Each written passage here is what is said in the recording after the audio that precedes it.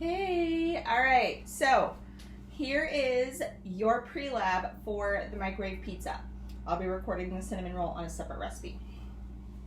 When we're doing this in class, obviously things will be slightly different, and I'm going to talk about those differences as we do them.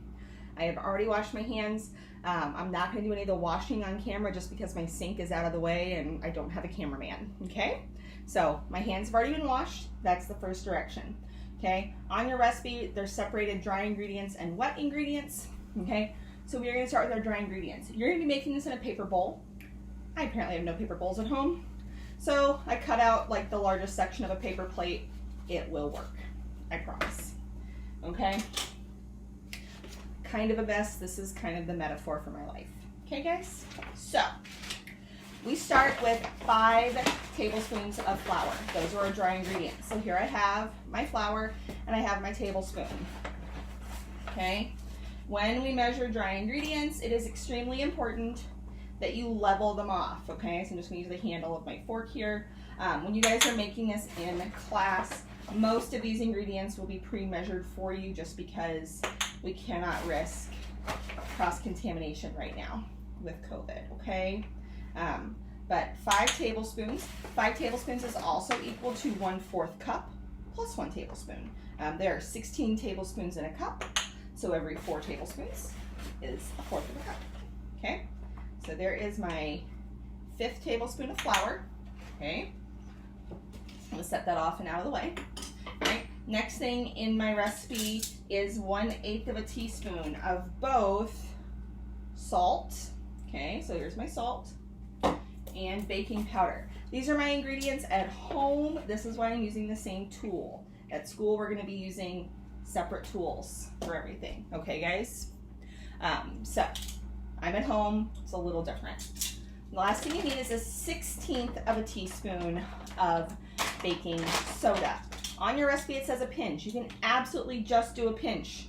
That's about a 1/16 of a tablespoon. You can see here how small a 1/8 teaspoon is. So in relation to my finger, okay, this is how small it is. Take a look at that, okay? So, or that's an 1/8. So a 1/16 is half of that. It's literally what fits between your fingers, okay? The baking soda and the baking powder are the leaveners. They are what is gonna give your crust lift, okay? So then I take my fork and I mix together my dry ingredients. Remember, we talked about mixing them together because otherwise, the leavening agents, the baking powder and the baking soda, are going to be so concentrated in one little area, okay, that you won't have anything, leaveners in other areas, okay? So you can see, just my dry ingredients right now fills this area pretty well, okay? Now on to the wet. So the wet ingredients are 3 tablespoons of milk and 1 tablespoon of olive oil, okay? So, tablespoon. Again, in class, you will actually have smaller amounts of this measured out for you in a measuring spoon or like a measuring bowl or ramekin or things, so that we don't waste it and so that you're not all having to share handles of things, okay? And again, I'm in my house, okay? This is why I'm touching all the ingredients. It's going to be different at school, and we will go over that in class, but I really just want to show you guys the process, okay? 1 tablespoon of oil. It is extremely important, especially with liquid ingredients, that you fill the measuring spoon all the way to the top, not a little bit down. That's not accurate, okay? The accuracy matters, okay? So I'm just gonna gently start to incorporate this so that none of the flour spills out of my plate bowl, okay? I'm gonna gently start it off, okay? And then once everything is kind of wet and we're in less of a risk of flour going psh, okay, then I can mix it a little more aggressively. As I said before, the consistency of this is going to be more like a biscuit. It's kind of halfway between a biscuit and pancake batter, okay? So you can see here I've mixed it, okay? We have a nice homogeneous mixture, okay? It's all wet, okay? There's no dry spots.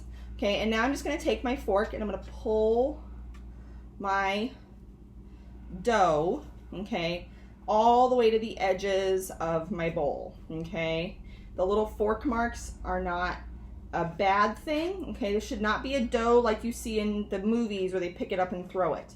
Okay, if you did that, there is not enough moisture in your dough.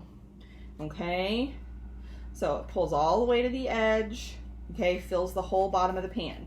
And this goopy oopy fork. In class, you would now wash your fork. Through the magic of TV, I have a clean fork. All right, now we're gonna add toppings. So we start with pizza sauce. The recipe says 3 tablespoons. 3 tablespoons would be the max. I really prefer more like 2 tablespoons, just because I don't like so much sauce that like I can't either taste my food or the toppings fall off. Okay, so I do about 2 tablespoons. All right, and since this is the last thing that I'm going to be measuring with my measuring spoon, again, because I'm at my house, I'm just going to use the measuring spoon to spread it around on the pizza. Okay, so you can see now my sauce is, oopsies, we timed out. All right, now my sauce is spread around on my pizza, and now we're going to add cheese. Okay, again, I believe it says 4 tablespoons of cheese, which is 1/4 of a cup. You need to measure things, okay?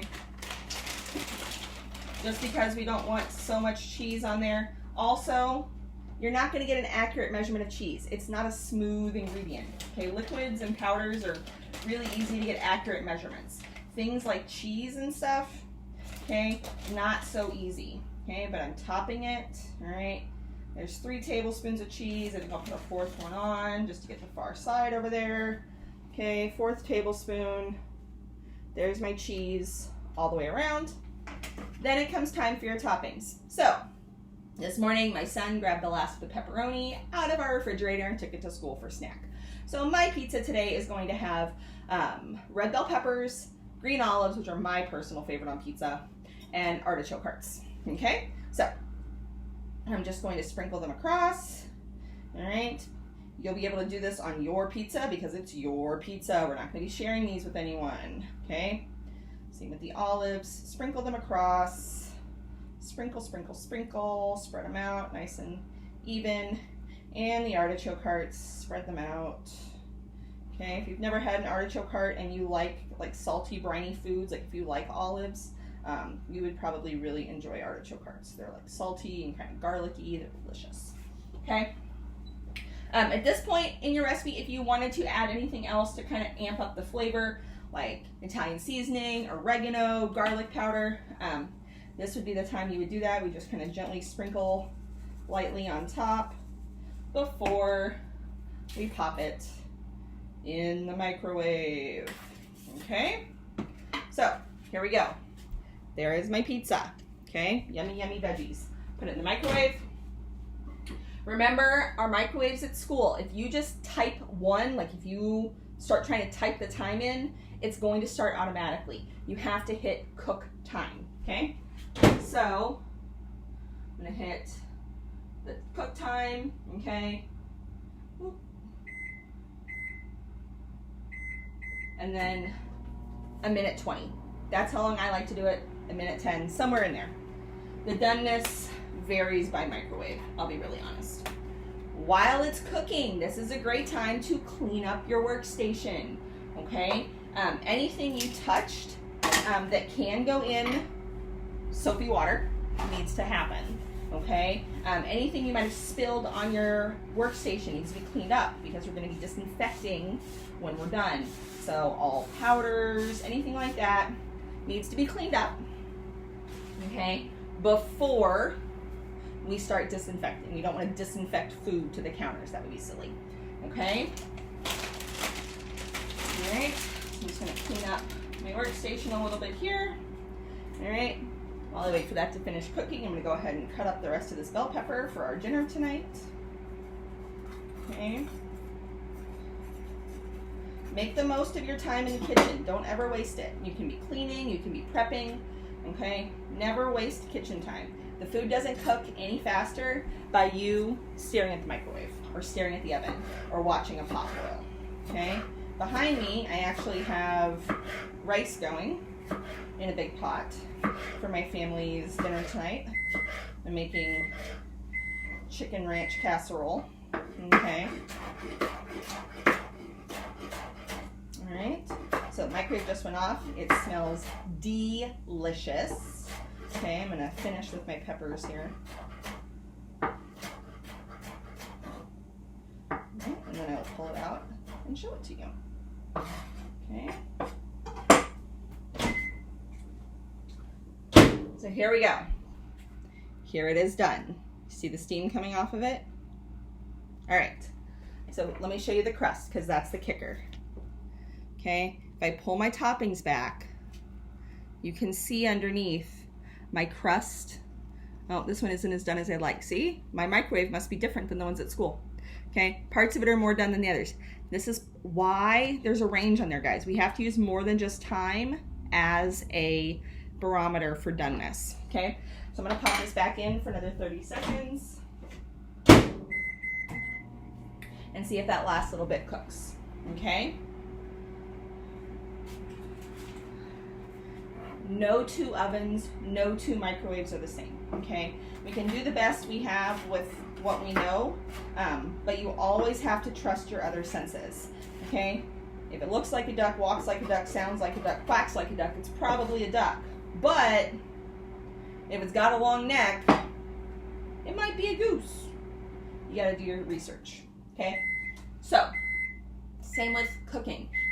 All the indicators that you've been told might say it's done, but if you look at it and something's off, it might not be. Use your judgment. Okay. There we go. All right. So my last little bit is now done. Nice and dry. Okay. Nice dry crust. Okay. And a yummy pizza. All right. I cannot wait to make this with you guys at school, and we will be doing the cinnamon roll in the next video. Bye.